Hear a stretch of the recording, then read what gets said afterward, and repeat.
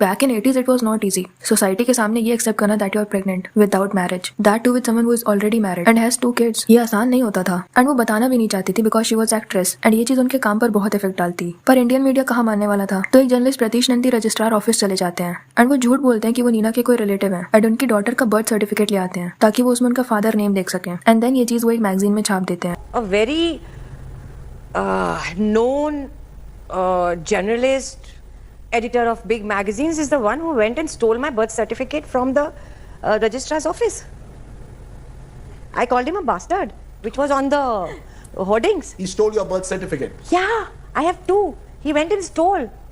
Pritish Nandi. He sent somebody. So my bua, I was living with my bua. So she went and she submitted. They said, come after 1 week, we'll give you the birth certificate. So she went after 1 week. And they said, वो तो ले गए आपके कोई रिश्तेदार. By chance, I knew somebody who knew that person. उससे पता चला he had sent somebody, and then he wrote an article in Illustrated Weekly or something.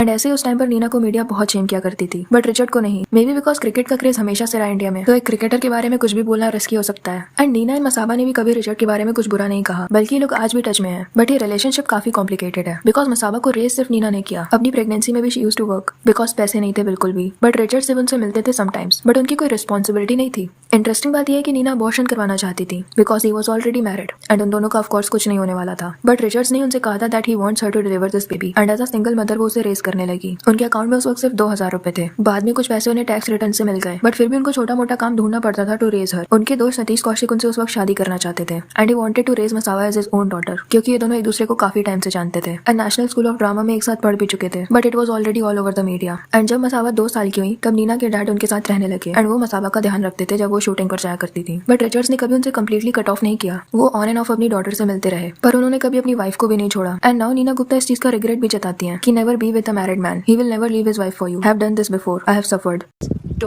Don't get involved with a married man. Do not fall in love with a married man. I have done this before. I have suffered. That's why I'm telling my friends, you all, try not to do